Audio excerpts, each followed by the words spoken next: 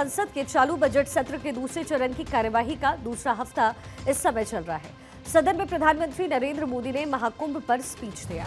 प्रधानमंत्री ने प्रयागराज में आयोजित महाकुंभ के आयोजन की सदन में सराहना की और कहा कि इससे देश की एकता का संदेश मिला।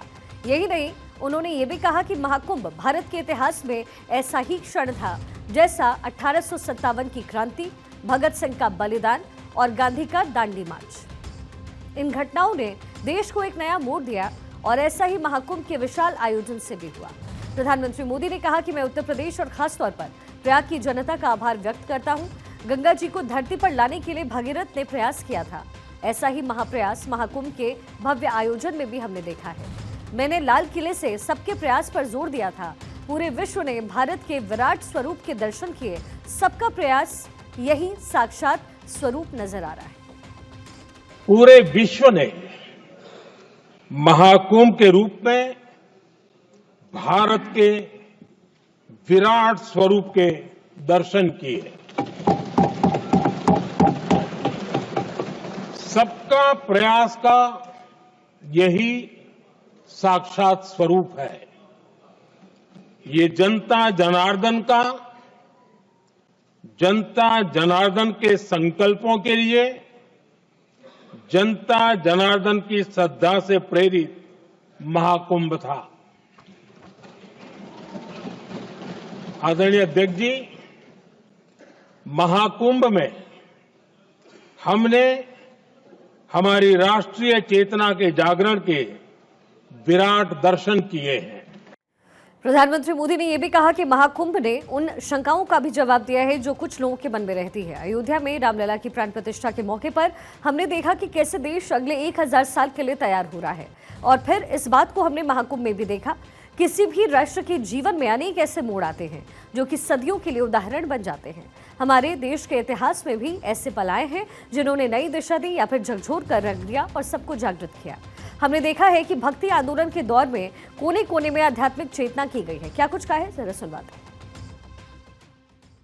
स्वामी विवेकानंद जी ने शिकागो में एक सदी पहले जो भाषण दिया, वो भारत की आध्यात्मिक चेतना का जयघोष था। उसने भारतीयों के आत्मसम्मान को जगा दिया था। हमारी आजादी के आंदोलन में भी अनेक ऐसे पड़ाव आए हैं। 1857 का स्वातंत्र संग्राम हो, वीर भगत सिंह की शहादत का समय हो, नेताजी सुभाष बाबू का दिल्ली चलो का जयघोष हो, गांधी जी का दांडी मार्च हो, ऐसे ही पड़ावों से प्रेरणा पाकर भारत ने आजादी हासिल की।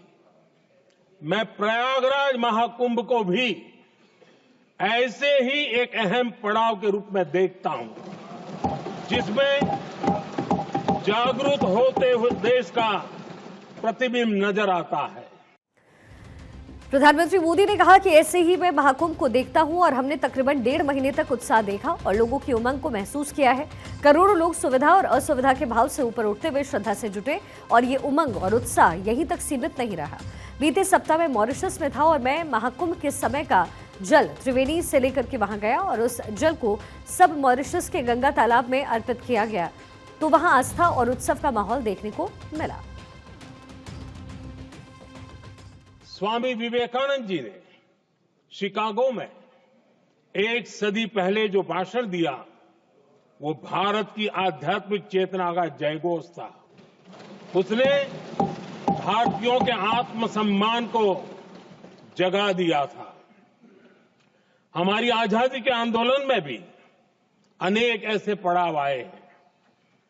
1857 का स्वातंत्र संग्राम हो, वीर भगत सिंह की शहादत का समय हो, नेताजी सुभाष बाबू का दिल्ली चलो का जयघोष हो, गांधी जी का दांडी मार्च हो, ऐसे ही पड़ावों से प्रेरणा पाकर भारत ने आजादी हासिल की।